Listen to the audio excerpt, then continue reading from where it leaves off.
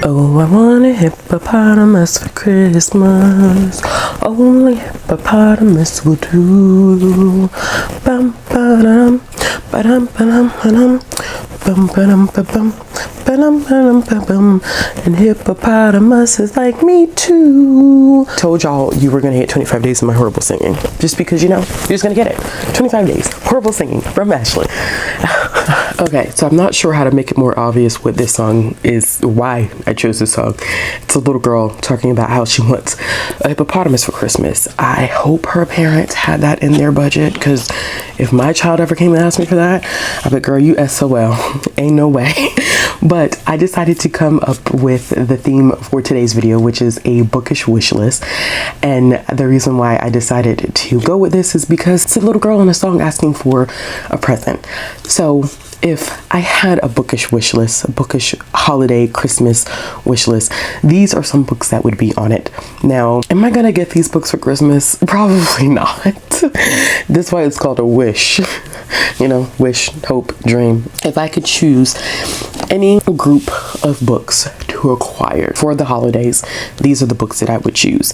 And they're in no particular order or anything like that. These are just books that I really kind of want for my collection. Now, what's interesting about this is that for this list, I have read all of these books. And the reason why I specifically chose these books is because of the fact that I've read them, and I have made the decision that these are things that I could see myself rereading, that I want a part of my permanent collection. I think what most people don't realize is a lot of the stuff that I do read is from the library. I listen to a lot of audiobooks, which I get through Libby. Every now and then I'll dabble in my Libro FM listening copies that I do get. But for the most part, I'm using Libby and Hoopla to really listen to stuff. I even do that a lot with comics, except for the newer stuff, single issues from like DC and Marvel, I do have to buy. So that's, you know, that's different. But for a lot of times I do use Hoopla. I do use Libby a lot. Sometimes I do get e-arcs of stuff because of my position, so sometimes I am reading e-arcs, but for the most part, I'm not really acquiring a lot of books at the moment. It's just not within my priority in terms of budget to acquire a lot of books right now. So I've been reading a lot of stuff borrowed or whatever the case may be, whether that's digitally or borrowing a physical book from the library, and then, you know, I return it and then I cross my fingers and hope that I do get this. So this is stuff that I have read that I've really enjoyed, and that I would love to add this stuff to my permanent collection because I just don't have it yet. So the first book on this list is going to be Wonder Woman Future State. I have read this in its entirety. I probably will read this again in the next couple of months because I love the whole idea and concept of Future State. I have not read every comic that is in Future State because it was pricey to do so. So for some of them, I've been waiting for the trades to come out. Like I just read a Batman one, I think in September. Was it September? Yeah, September. I read a Future State bind up that was related to Batman, and I really enjoyed that, but I wasn't going to buy the single issues because at that moment I wasn't really invested in Batman as a character, because Batman is money, trauma, and, you know, he has a really crap attitude, but I'm enjoying what Tynion is doing with him as a character for the moment. I just knew that I wasn't going to invest that money. Now, with Wonder Woman Future State, I have read all of them, and I have the single issues, but I would love the Future State bind-up, and I think that the bind-ups are just a really nice addition to anyone's collection, anyone's trade collection. If you hear sirens outside, I do apologize. I can't tell you what's happened. It is like 6:30 in the morning. So who knows, but there's sirens, so, you know, work.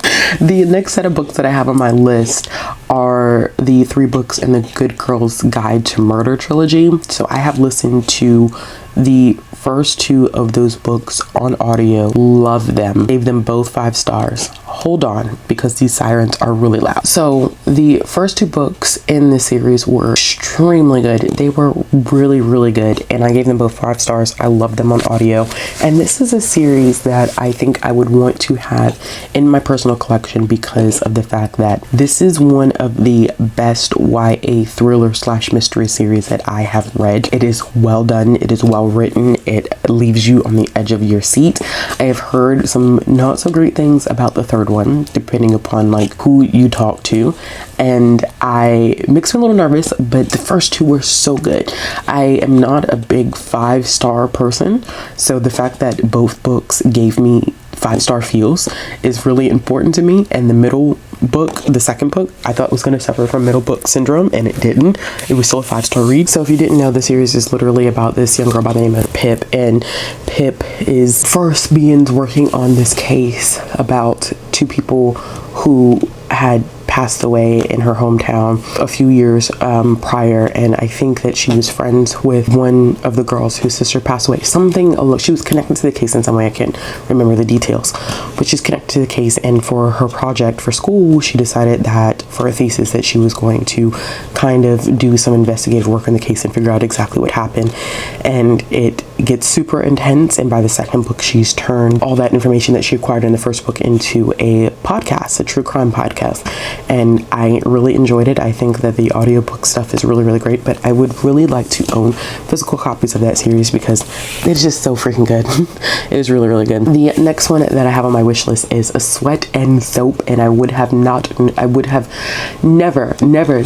picked up the series without Izzy and Shay, and I appreciate them for even wrecking this manga series because it is a delight, and I've been reading it digitally. I'm still somewhere in the second volume, but it's really good, y'all. Like, I did not anticipate enjoying it as much because I was like, okay, this is this girl who works for this company, and she clearly has kind of like some perspiration issues, and she thinks she doesn't smell good, and then there's this guy who, you know, develops a soap, and he thinks that she has a unique smell, and he is fascinated with her, and a romance ensues, and I think it's just the cutest thing ever, and it is one that I really enjoy and would love to have it as part of my permanent collection. The next one that I have on here is the Saga Deluxe volumes.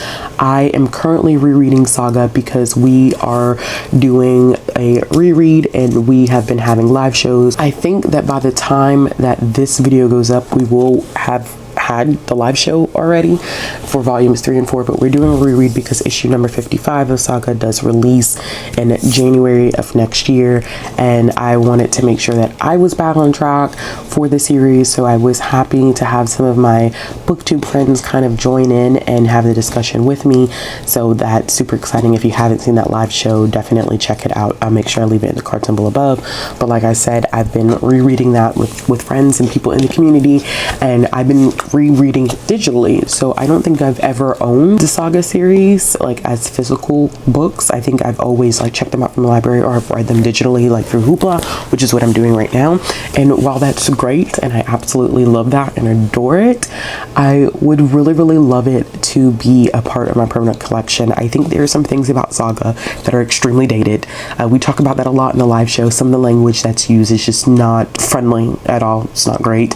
Some choices clearly were being made about that series and the language that was being used. But one thing that I do think that Saga does well is that it is iconic. It was a very monumental move in the comic book industry. No one had ever done anything like Saga before, so it has a very interesting place in the comic book industry, and I would love to own those deluxe editions because they're gorgeous. They're so gorgeous. The next thing that I have on my list is the 1619 project, which is one that I think I actually may acquire for the holidays. I think I actually may acquire this one before the holidays because there is a read along that's going on Instagram, and I want to be able to follow along.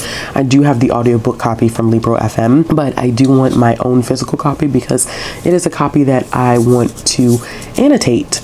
So in me being able to annotate it, of course, you know, I want that physical copy. I also want a copy of Born on Water, which is the picture book. Now, I was able to get an e-arc of this one, and I reviewed it. My review is on Goodreads if you want to check that out. And I want to have a copy of this because I want a copy of it for my daughter. It is a beautiful picture book. The artwork is absolutely gorgeous.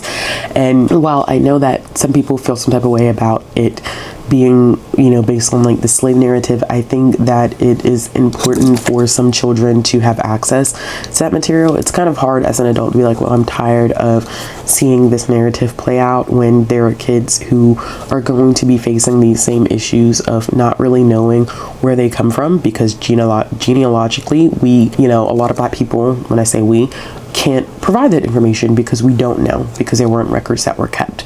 So that's why I do want my daughter to kind of have that historical piece of information in her back pocket, because we as a family do face that issue where we can only trace our roots back. But so far, before we have no idea like where we necessarily come from. It's a little easier on my biological dad's side, but not so much on my mom's side. So I would love to own both of these books. Of course, they're controversial. Of course, there are people who are rating these books extremely low just because they are tied to the 1619 Project, and we love to see it. The next one that I have on my list is Bad Fat Black Girl, one of my favorite nonfiction books of 2021, hands down, easily. I listened to this. This is by Cecily Bowen. I listened to this on audio and checked it out from the library and fell in love with it. It is about trap feminism, so it's looking at feminism from a different perspective for Black women that have grown up, Black women and Black femmes that have grown up in the hood. And I think that this is extremely important because I think in Hood Feminism, which was by Mickey Kendall, which I read last year, talked a lot about the experience of Black women being a part, or women of color, especially trans women of color, being a part of the conversations with this new wave of feminism that we are experiencing right now. But I think that Cecily Bowen even brings something different to the table, because we often forget about those women that don't have to go through self-actualization. They are from the hood, and they are already deep entrenched and deep rooted in their Blackness, that they don't have to go through a process that a lot of us have to go through. And I think it was just a very valuable piece of information for me to have access to. And what's so crazy about it is that at the end of the day, it's a book that wasn't written for me, but it is a book that I did enjoy greatly. Next on this list, I have the Trump Trilogy by Bob Woodward. I have read all three of the books about the Trump presidency now, which was Rage, Fury, and then also Peril. And I probably said those completely out of order, but I have read all three of those books about the Trump presidency and enjoyed all three of them. I am now reading Adam Schiff's book about the Trump presidency and what it was like for him having to go through that impeachment process and being the head of the committee that was, you know, drawing up those impeachment articles. I am really, really loving it. So I might just go ahead and say, like, I also would love to add Adam Schiff's book to this list.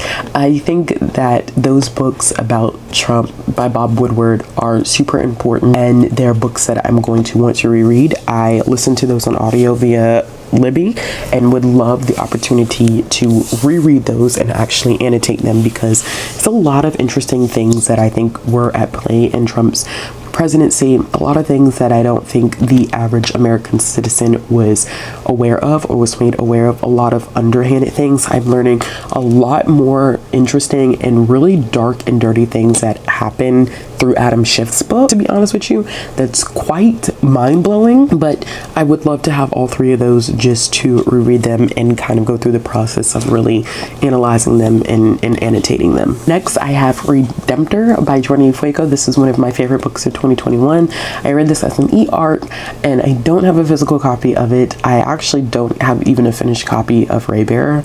I have the Arc of Raybearer, which I did get signed by Jordan Fuego, but I do want a copy of Redemptor, and I'm not sure if I want the copies that the US copies or the UK copies, because the UK copies are gorgeous, but I low-key want a copy just so I can annotate it, because, you know, Raybearer is annotated, and when I met Jordan Fuego, she was so excited to see that I had annotated. She was like, it warms my heart. Actually, everybody was very surprised to see their books and how they had been annotated, but nevertheless, I really did enjoy Redemptor. I thought it was a great conclusion to the duology. Jordan Fuego is so freaking gifted. I'm so excited to see what she's going to do in the future. I will read anything that the woman writes at this point, because she's so talented.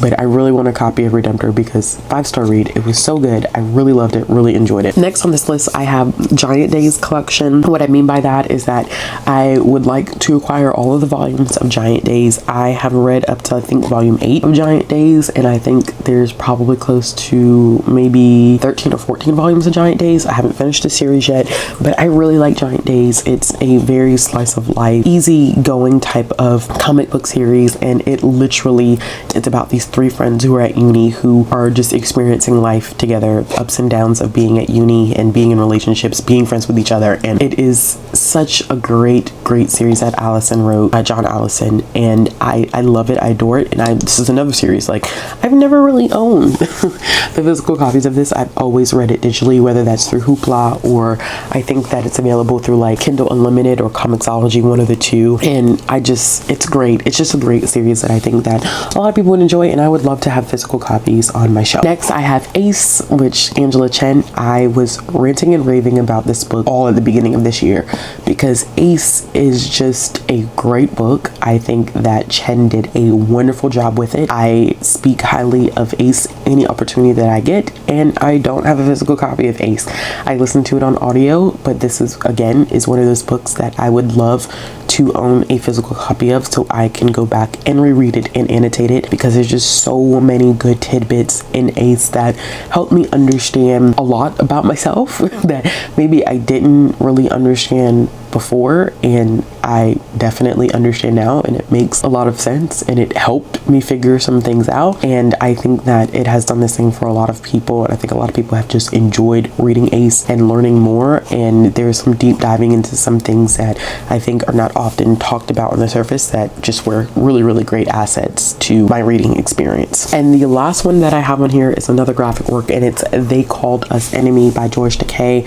I believe I read this also at the beginning of this year, and it is about his experience growing up in an internment camp, of course, during the beginning of World War II, in which a lot of Japanese Americans were put into internment camps because they had to prove their loyalty to the United States and not to Japan, and a lot of people were forced back. And it's just a very grim period in American history that people like to kind of push on the table and not talk about, especially because it is closely aligned with, it is aligned with with Roosevelt's FDR, with his presidency, and people often want to talk about everything that, you know, he did in terms of the Great Depression and stuff like that, which I have some thoughts about that and who that stuff really benefited, but that's a discussion for another day.